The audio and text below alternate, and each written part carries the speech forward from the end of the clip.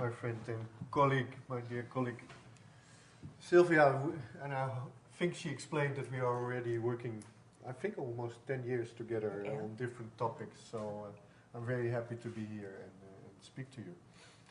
As you can hear, I have a bit of a cold, so I hope I can manage to speak for the whole period. In Amsterdam, it's very cold weather, windy, rainy, so it's a pleasure to be here. But as a result, I have a cold. So I'm going to talk to you about this project, Elites Pathways to Success project. It's a project which we did with a team of researchers, 2 postdocs and 3 PhD students, funded by the EU, an ERC consolidated grant.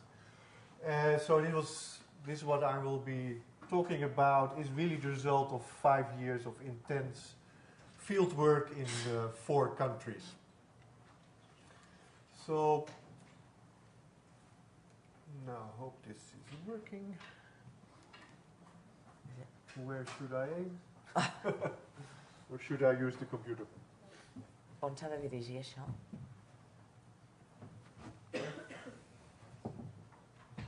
Otherwise, I just move to the next slide. In the meantime. Okay. So I will talk about pathways to success. I think Sylvia already explained it a bit. So success against all odds, because we're talking about people that are of immigrant background, from lower class background, but the very successful part of that group. And this is not usually the focus when we talk about immigrant children.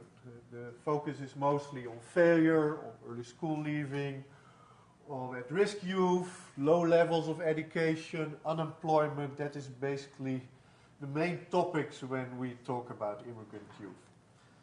And then there is the assumption that with the study of that failure, in a sense, that we can find also crucial factors that are important to make them more successful. And this project had a different starting point. In this project we thought, let's look at those who are very successful and look what we can learn actually from this successful group. What were their pathways? What were the factors that made these people successful? So that's maybe a more direct way to get at success and also develop policies that come out of these insights. So I'm going to talk about the Elites Pathways to Success project in 4 countries, in Sweden, Germany, the Netherlands and France. But we are, in the meantime, with a very big group of researchers in Europe that have taken up this issue in different countries. So there's a lot of similar projects in different countries. The Mercator Foundation funded the project in Germany and in Switzerland. Recently in Norway and Sweden also people started to look into this issue. There's a project in Spain and Italy. And all these people and their results are published on this website. So if you, I will also the last slide, you can pick up the link to the website. So there's more going on this front than only what I will be talking about today, and this can all be viewed on the website. So tonight I will talk about the Elites Pathway to Success project. And in this project we compared Turkish second-generation professionals and a comparison group in these 4 countries. What do I mean with professionals? We really looked at the most successful group in these communities. People that are in middle level or higher managerial positions. If you know the EGP coding scheme, the 12 points coding scheme, it's really the 2 upper parts of that coding scheme. So the very, very successful people only we looked at in this project. And first we looked at this group from a quantitative perspective. I think it was already mentioned, we did a big survey on the second generation, which also included the Turkish second generation in 8 European countries. And there we looked at this successful group quantitatively, and I will talk about that and the differences between the countries. And then in this new project we also did in-depth interviews with about 190 people in 4 countries. And we looked at people of Turkish descent. We did this because the people of Turkish descent make a very interesting comparison group in these countries, because they all came as labor migrants around the same time, and there is a second generation now that is in adult age now, that is born and raised in Europe. So they make a very good group to compare across countries. First, I will give you some data on the quantitative part. And I will do that in 3 steps. First, I will show you those who are successful through education. And secondly, we look at those who are successful through the labor market. And then in total, this makes the success group. So success through education. These are all people from the second generation of Turkish background in the 4 countries. And you see that there is huge difference between those who are in higher education, who have a higher education diploma in the survey. So in Sweden, of those we interviewed, 30% in the end had a higher education diploma. And compared to Germany, only 5%.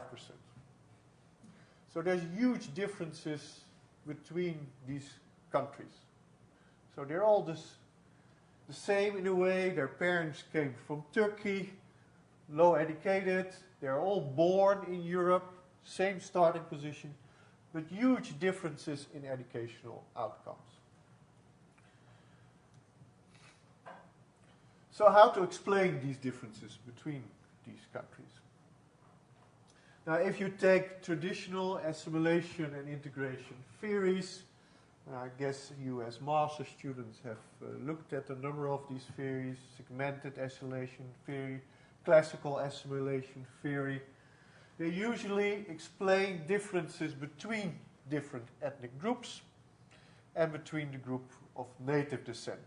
And usually these theories explain that because of characteristics of the immigrant groups, either education of the parents or cultural characteristics, all these things that are usually in the analysis, those are the things that are explained by these theories as making some groups more successful than others.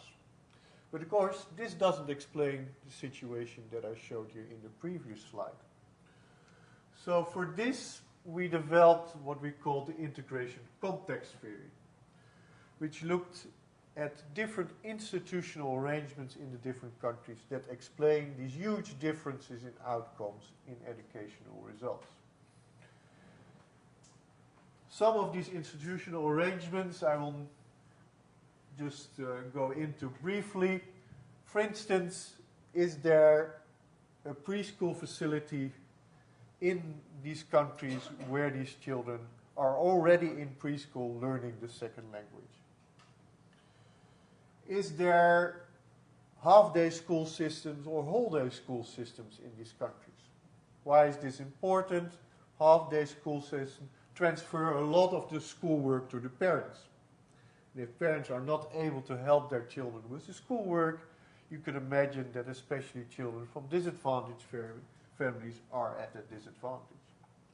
Selection age and tracking also appear to be very important. There's huge differences between the countries there.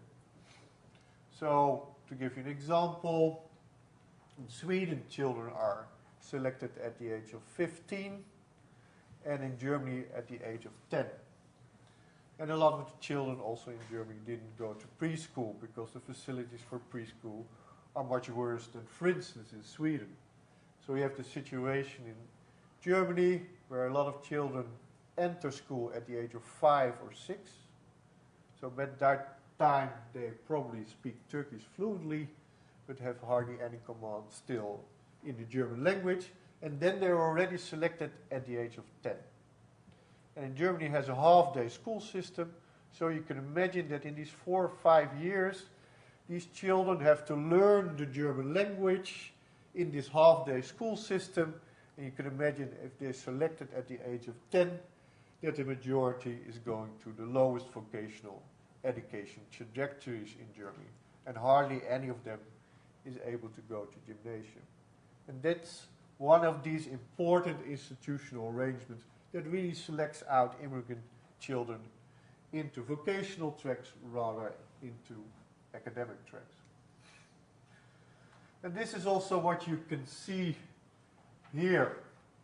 So we showed first those who have a higher education diploma, but you see that these differences already exist earlier in the career, because these are the percentages of children that are in an academic track in high school on their way to higher education.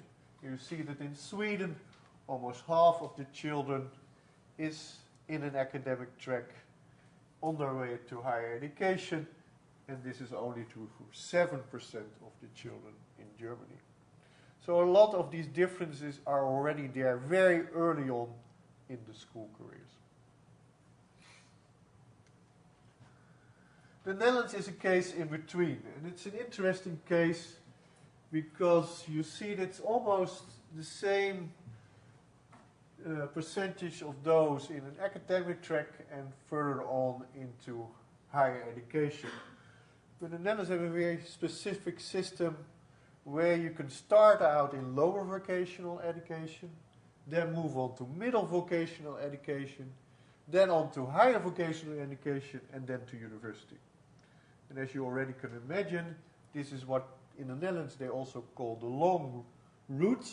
It takes you 3 years longer, but in the end you are able to go into university. And this is very important, especially for immigrant children, because they often start at a very low level, but in the end, because they are very persistent, their parents want them to go to higher education, they manage to get into higher education through this long route. Actually, twice as many immigrant children take this route than children of Dutch descent. So it's really a typical alternative route into higher education. And that is why, actually, although the system in the Netherlands looks very similar to that of Germany, there's much more, in the end, pupils that make it into higher education because of this alternative route. So again, a very important institutional arrangement in the Netherlands, that you have a system that makes it possible to step by step go into higher education. But as you can see in this slide, it does come with some costs, because a lot of the children in the Netherlands in the end up in a university of applied science and not a research university, because this stepping stone makes it easy to get into University of Applied Science, but then you have to make another step to go into a research university.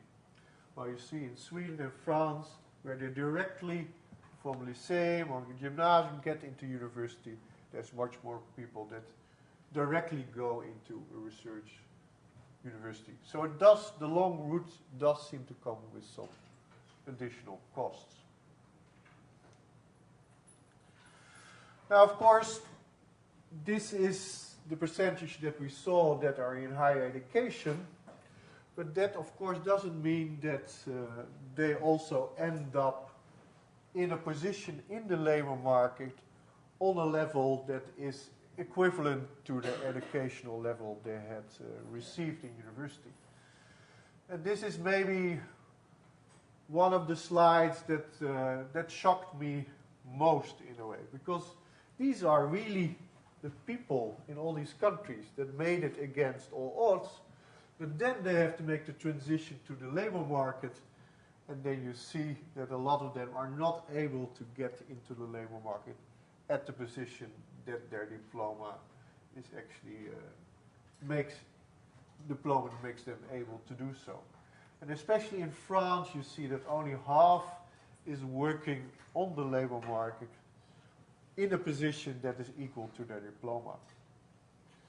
The transition, as we found out, to the labor market in France is very, very difficult. It's difficult also for students of native background, but it seems again it's more difficult when you have an immigrant background. So a lot of people have problem entering in the labor market, and then they cannot get a job position, but they in the end have to decide, okay, then I will take a job position under my skill level to at least start and begin on the labor market. Now, of course, people also get into mid-level and higher-level managerial positions through the labor market itself. And then you see, again, interesting differences between countries. As you could see, in the end, only 2% in Germany made it into a managerial position after they had a higher education diploma, but actually another 10% makes it to this position while climbing the ladder on the labor market. And that's very specific for the German situation, that you get additional training while working, and you can slowly make your path to more managerial positions. Compare this with Sweden, for instance, you see that the biggest majority of the people that in the end is working in a managerial position is there because they have a higher education diploma. So there's different pathways to these positions if you compare the countries. Again, this pathway in Germany does come with some costs, because you see that most of the people that in a managerial position are in a lower managerial position rather than in a higher managerial position. So you can climb the ladder through the labor market, but apparently there is a sort of glass ceiling because your education doesn't really make it possible for you to climb to a higher managerial position. And in Sweden, for instance, this is really different. There, almost half the people are working in a higher managerial position. This is also an interesting slide, especially for France. We also asked if they worked in the public sector or not. And you see that in Sweden there seems to be a lot of public sector jobs where this second generation is working in. Probably also it has to do with some of the multicultural policies they have in place. And in France you see that especially the women do not work in public sector jobs. And these are often children from very traditional Turkish families, and in a public job it's for instance forbidden to wear a headscarf. So actually quite a lot of these women are not allowed to work in these positions if they have a headscarf. And as a result they choose more often for the private sector. Okay, these were the sort of big differences based on the quantitative material in these four countries. Now we will move on to the in-depth interviews.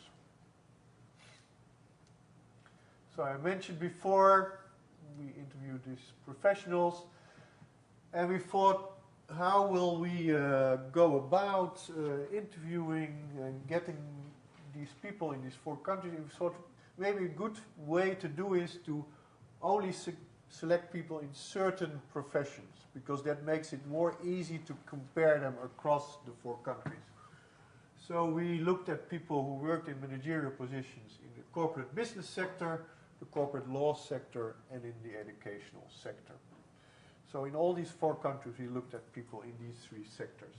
And the PhD students did the interviews in their own sector, you could say. So we, in a way, had this quantitative data, but we also want to have the story behind their pathways. How did they make it against all odds?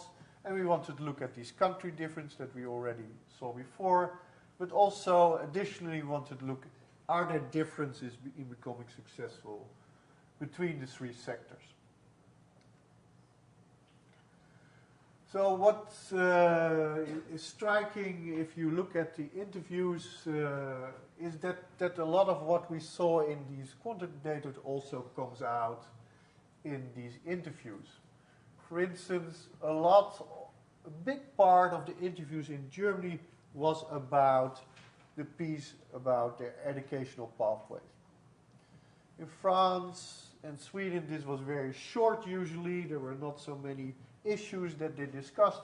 But in Germany, there were a lot of issues about getting into gymnasium or getting your Abitur, getting into university. And they also were talking that they were really exceptional. They're exceptional person in gymnasium and the exceptional person in university because there were so few people that made it into university. And this also meant that they experienced quite a lot of discrimination and also stereotyping because they were sort of the person that sort of represented the Turkish group in gymnasium or the universities. So that was really a big part of what they were talking about, which was not so much the case when people talked about their educational pathways in France or Sweden. What you see in France is that they talk much more about the labor market, especially entering the labor market and how difficult it was and how they had to start somewhere at a lower position, even move to another city. That was also one strategy. But I think the biggest part of the interviews was about entering into the labor market. And in the Netherlands, we found a lot of people that took this long route, but also they talked about, in a positive way, about the internships at the universities of applied science in the Netherlands. Because these internships help them make the transition into the labor market. Some of the similarities we found across the countries. You could imagine actually, and I mentioned this before, this is already a very selective group. These people often made it to higher education diploma. So you would imagine that somehow their barriers would stop. I mean, they have the diploma, they speak the language, there's no language issue anymore, there's no issue of if they are well trained or not. They're really a very selective group in their community. But what we saw in the interviews that really the barriers didn't stop there. I mean, they did have a lot of issues entering the labor market. They had a lot of issues in terms of being promoted in their job. And of course, they were always saying, yes, I'm not sure what has happened, but I came at the same time as someone else. I did the same job, the other person got promoted, but I didn't get promoted, so is this discrimination? I'm not sure, but these are the things that I have saw many times during my career.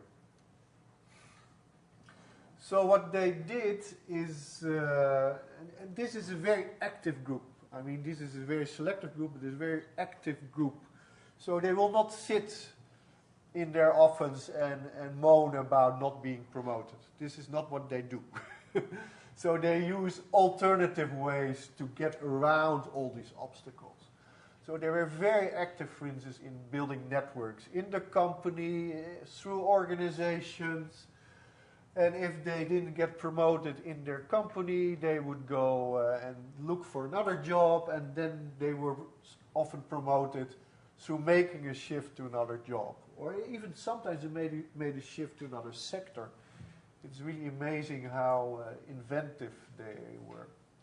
And interesting, something we sort of didn't expect is that also they were making use of their ethnic resources. For instance, if you work in the corporate business sector, this was also a time when the EU and Turkey were becoming more closer to each other. A lot of European companies were opening offices in Turkey. And then they volunteered, for instance, to work in the Turkish branch for a while, and they got promoted, or they worked for Turkish companies as clients at corporate law firms. So they built a sort of niche where they started to work for these companies. And often they were also sort of joking about these issues. They said, of course, my boss thinks that I'm the Turkish expert, that I speak the language fluently, but actually my Turkish is really bad, and my family would really laugh at me if they would see that my colleagues would think that I'm the expert on Turkey and I have all these great Turkish language capabilities. But they sort of played the game, and that made it possible also to get promoted to certain positions that otherwise maybe they would not have been promoted to. And what they also did, and it was also very interesting, is they also strategically aligned with people in the company. They really found mentors in the company, that usually supervisors that sort of became their friends and advisors, and that really helped them to also build trust and find new ways to get promoted in the company. And that's, I think, an important factor if you look at what they did. They have very good social skills. I think that's partly something they picked up when they were already very young. They had to move around in circles where they were not really circles that they didn't know from their home environment, but they managed to do this at an already very young age, and they use these skills also when they climb the ladder in companies. Some of the remarkable differences between the countries. And we see actually this most pronounced in the educational sectors, because the educational sector really provides different opportunities to get into a leadership position in these countries. For instance, a very good example is the Netherlands. In the Netherlands, you can start your own school, both elementary school and high school, if you can manage to prove that there's enough pupils that want to be in your school. You can get state funding to build your own school. And a lot of the people working in the educational sector from the Turkish community, after a while, started their own schools. So they became headmasters. They became the director of a school organization. So this provided also opportunities to get into a leadership position. In Sweden and also partly in Germany, you see a lot of these support organizations for school. Especially, I would say, in Germany, there's a lot of educational organizations that really aim also at migrant youth. And a lot of these people working in a directorship in these organizations. So that's also partly is there funding for this type of organizations to become a leader in these organizations. Differences were the smallest in the law sectors, and that's maybe also something to be expected. It's a very regulated sector. So, of course, you need the credentials, the law credentials first from university. That's very similar across countries. But to get into corporate law firms, you really need high marks. I mean, without high marks, you cannot even enter in these corporate law firms. So that is already another selection process. And also to become a partner in a corporate law firm is also a very selective, but also a very regulated process, which is not very different across the three countries.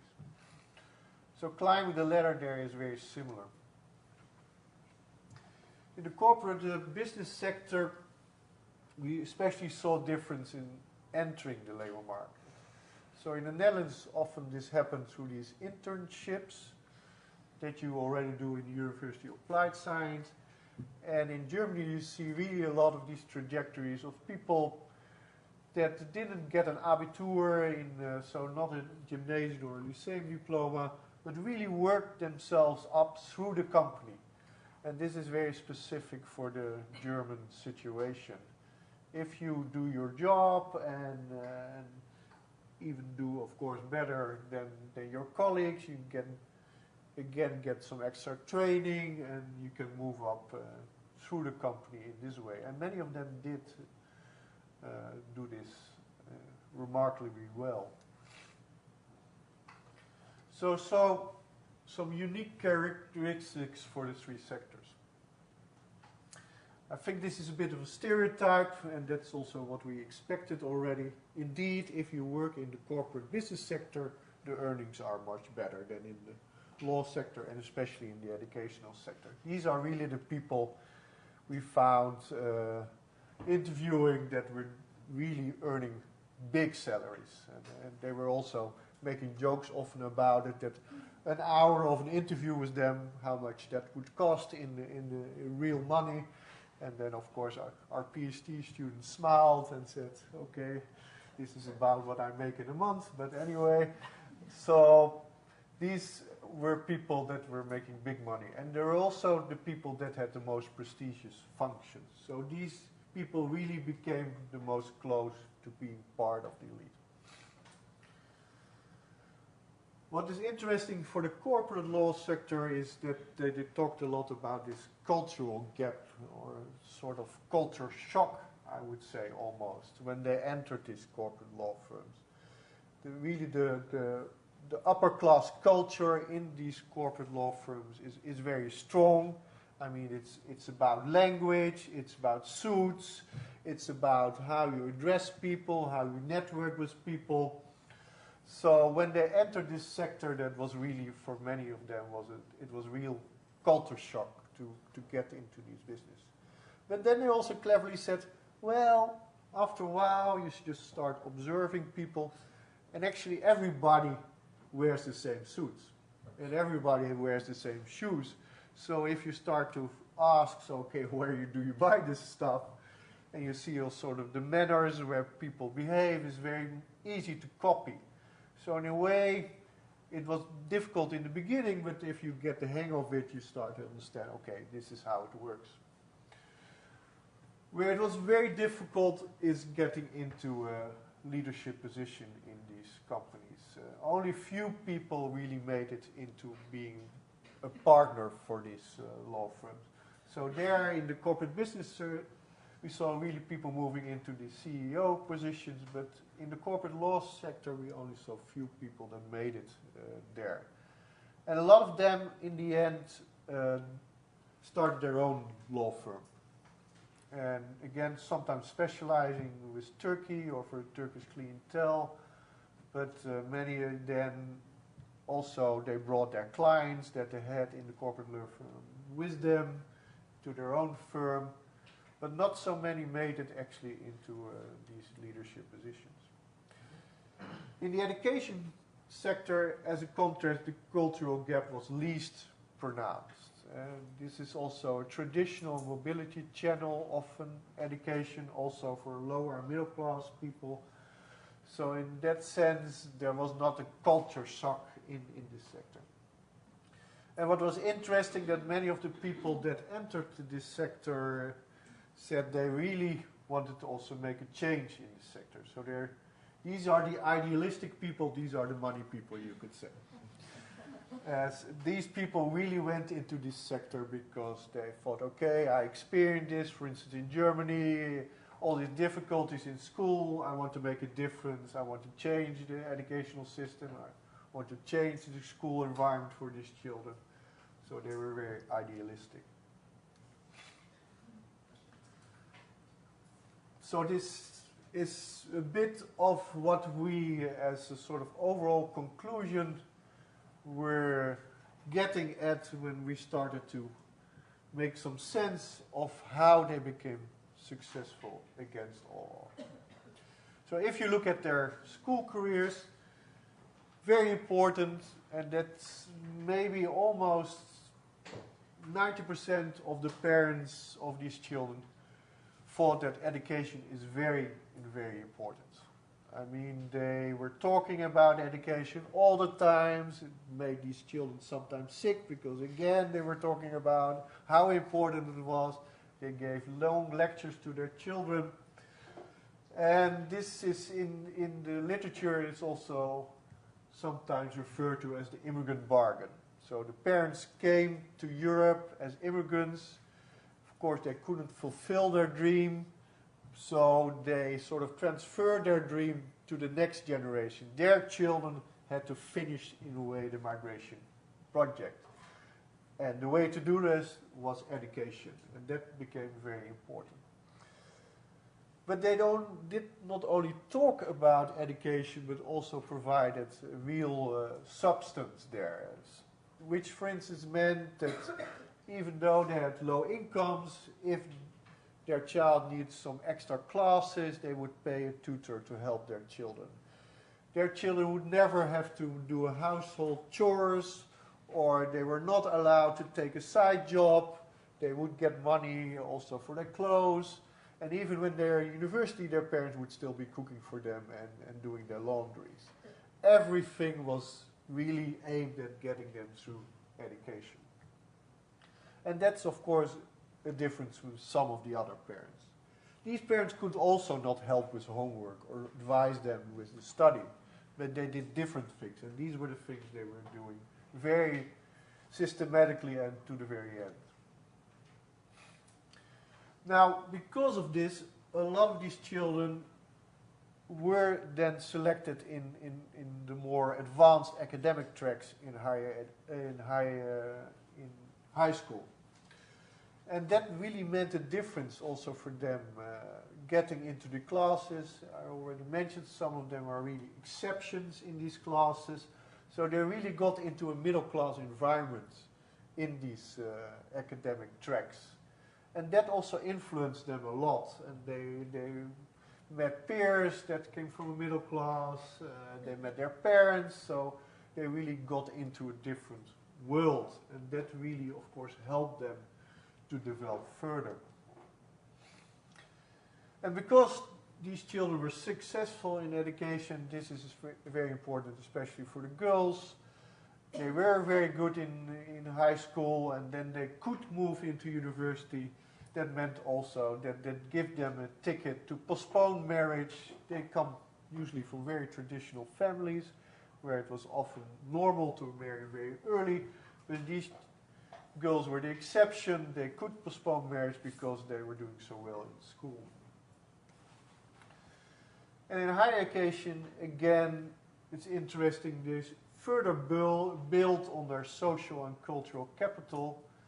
Especially interesting this is, for instance, in the law faculties, because then they meet peers where actually their friends, they already have 3 generations studying law. So these peers have friends and networks in the law sector, and again that helped them to build cultural and social capital, which of course they didn't have from their families. And I talked a bit already about this before, and in the labor market you see that they also use these skills that they have, these social skills, which they really build up through their school careers.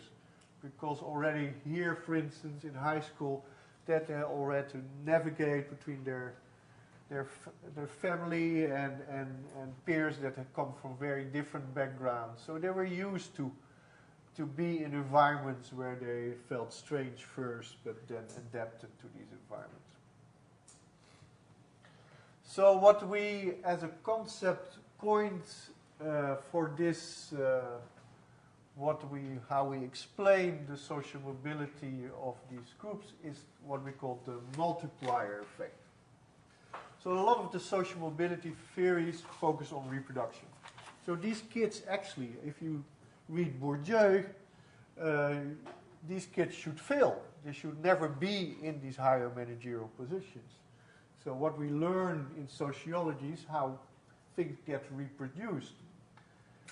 Interesting, by the way, is that Bourdieu came from a lower farmer's family, so he's actually the big example of social mobility against all odds. So he should not be the champion of the reproduction theory, but actually the other way around. So if you, of course, look at the parental characteristics, these first generation parents, many of them didn't go to school at all or only a few years of primary school. They didn't have the social, cultural, economic capital to move up in society. So all these things really are not explaining why they are there where they are. But what we sort of see if we look at this more closely and really see how they developed from elementary school to high school to university to labor market, that they accumulate social and cultural capital along the way. Of course, their parents were very important to ignite this from the very beginning, but afterwards they were often themselves accumulating capital in the environments where they moved into, middle-class environments and upper-class environments in the end when they are in these managerial positions. It seems that with each consecutive step in their careers, it leads to more possibilities. And that's why we also had this idea of this multiplier effect. They move away from their peers. With each step, they move away from their unsuccessful peers. And especially, I would say, this is true for the women, because if you look at the end, of course, where the women end up of the successful group, and you compare them with the early school leavers, which are also there in the communities, where the women are usually not even entering the labor market, while these women are in leadership positions. So they sort of move up through these cycles of consecutive steps in their careers. Thank you.